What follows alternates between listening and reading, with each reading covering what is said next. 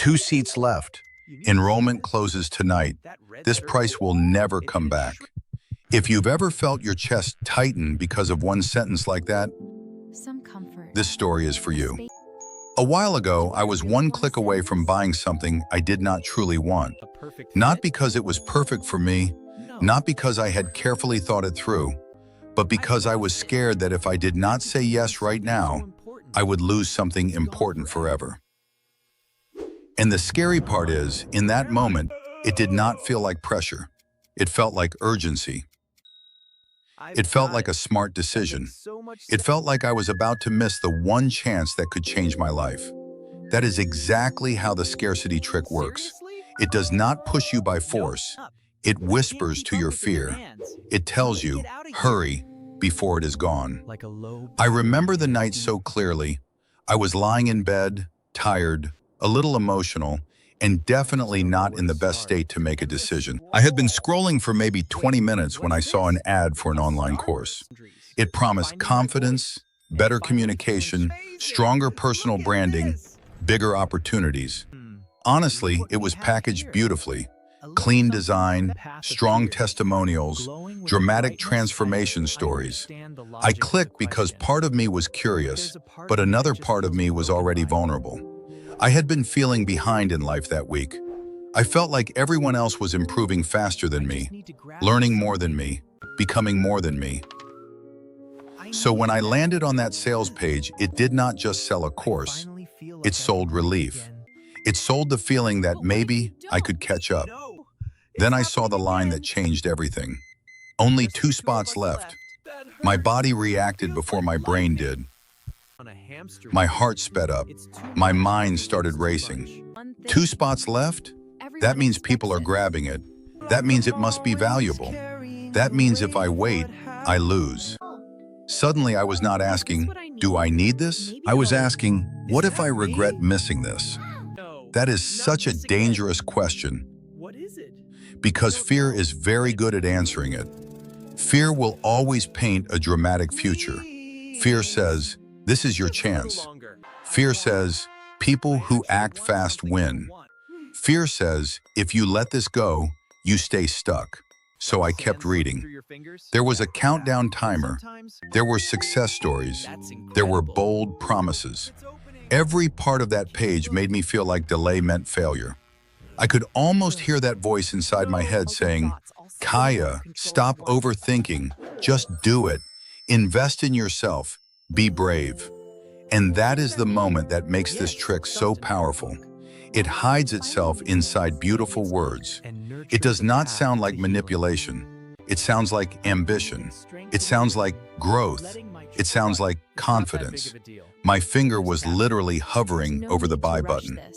But then something small happened. I noticed I was not excited. I was panicking.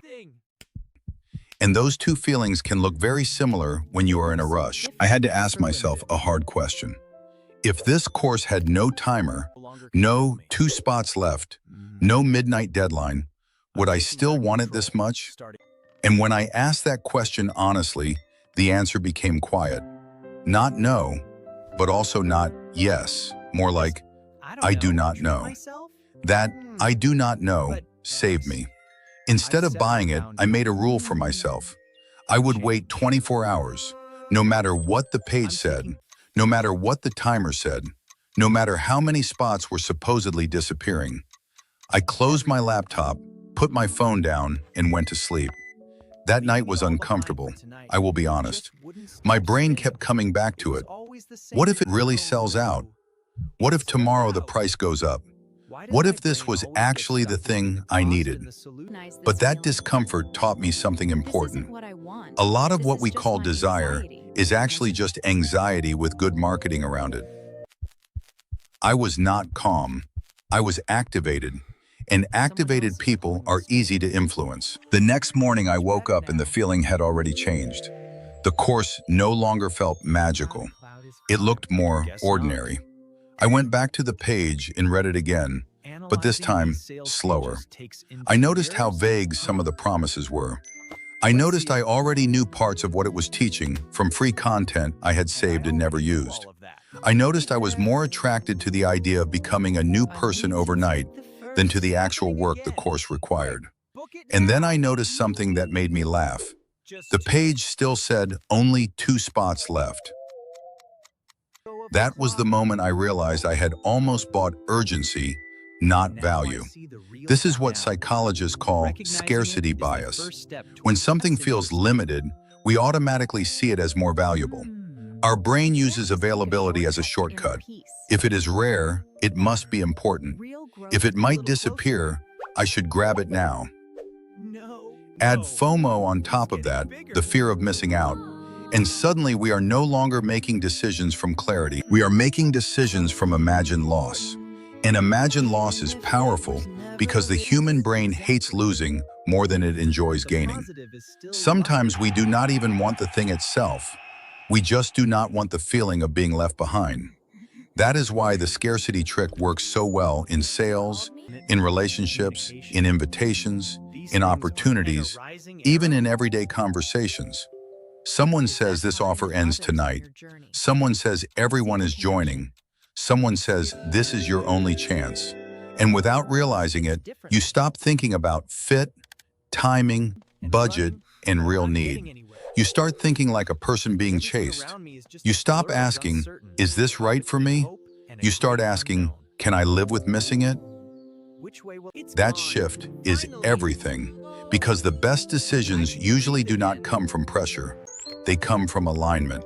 They come from knowing what matters to you before someone else tries to tell you what should matter. When I almost bought that course, the real problem was not just the sales page. The real problem was that I was tired, insecure, and hungry for change. Scarcity works best when it meets an unmet emotional need. If you feel behind, it sells you speed. If you feel lonely, it sells you belonging. If you feel unsure, it sells you certainty. That is why this is not just about money. It is about self-awareness. So I created a personal rule that has saved me more times than I can count. If I feel rushed, I wait 24 hours before saying yes to a purchase or an offer. Not forever, just 24 hours. Long enough for my nervous system to calm down. Long enough for excitement and fear to separate. Long enough for me to ask better questions. Do I still want this tomorrow? Would I want it if nobody else wanted it? Am I buying the thing, or am I buying relief? Is this solving a real problem, or is it just calming a temporary emotion? That rule changed more than my spending habits. It changed the way I trust myself. Because every time I pause instead of panic, I prove to myself that I do not have to obey urgency. I do not have to let someone else's countdown become my truth. I do not have to say yes just because something is framed as rare. Rare does not always mean valuable. Limited does not always mean right. And missing out is not always loss. Sometimes missing out is actually protection. I did not buy that course, and a week later I realized I did not need it at all. What I needed was rest, clarity, and honesty. I needed to admit that I was trying to purchase a future version of myself because I felt uncomfortable with the current one. That is a very human thing to do, but once I saw it, I could not unsee it. So now, whenever something screams last chance, I get a little quieter. Whenever something pushes me to decide now, I lean back. Whenever fear says, hurry, I ask why. And that simple pause has become one of the most powerful forms of self-respect in my life. So here is what I want to leave you with. The next time someone tells you there are only 2 spots left, or this deal ends tonight, or you will regret it if you do not act now, do not just ask whether you can afford to miss it. Ask whether you can afford to make a decision from fear. Give yourself 24 hours. Sleep on it. Let the emotional fog clear, because a good choice can survive one night of waiting. And if it cannot, maybe it was never a good choice for you in the first place.